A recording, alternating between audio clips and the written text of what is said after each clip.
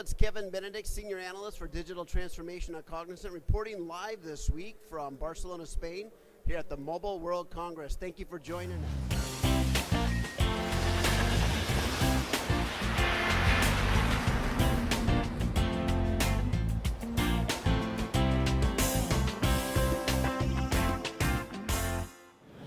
Hello, this is Kevin Benedict, Digital Transformation Analyst with Cognizant, reporting live all week from Barcelona, Spain, here at Mobile World Congress.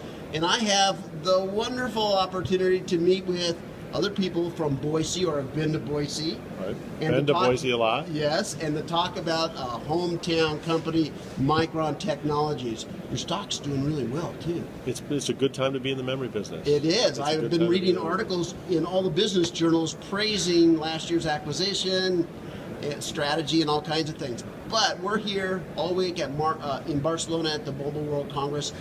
Talk to me about what Micron Technology is doing at a mobility conference, and where might we find Micron products in the mobile space? Okay, well, you talked about the acquisition of Elpida.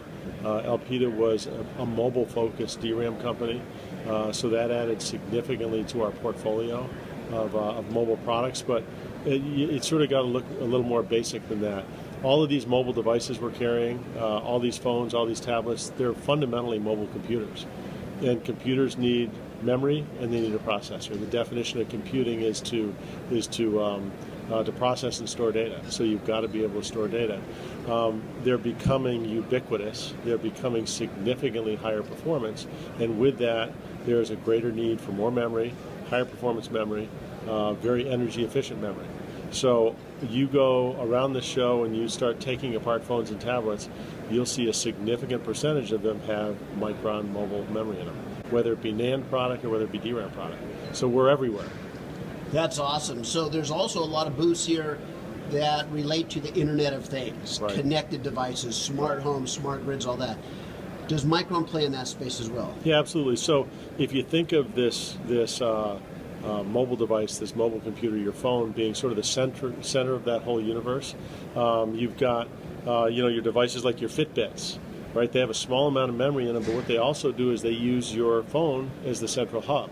So that is an adjacent market that forces a higher level of performance on your phone. You've got other, if you take the architecture of a mobile phone, it's the same architecture that you would put in an entertainment system in a car. It's the same architecture you put in a smart television. So all of a sudden then you take this mobile solution that Micron's come up with, you find them in cars, you find them in televisions, you find them in servers. I mean, right now, servers want energy efficiency and high performance, right? So why not just take your phone apart, put an edge connector on, and all of a sudden you have a server?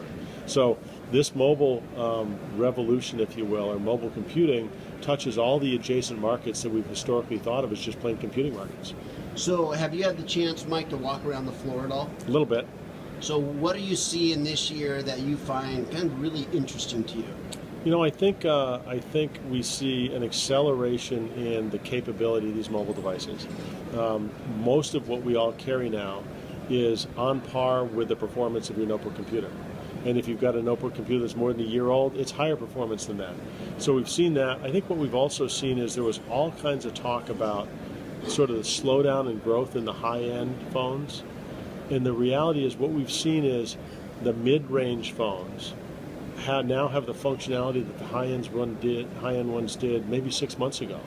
So the semiconductor content in lower cost devices continues to go up pretty dramatically. In China, you can buy a $150 phone that has the same functionality or higher than $800 phones, right? 2 gigabytes of DRAM, a lot of NAND, large 720p display, and it's $150. So I think we're seeing a great capability and great functionality available to a lot more people based on price.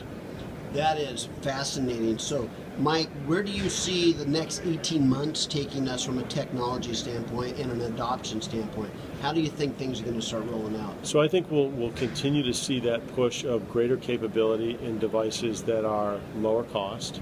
I think we'll continue to see mobile architectures influence these adjacent markets, whether it be cars or televisions or other embedded things.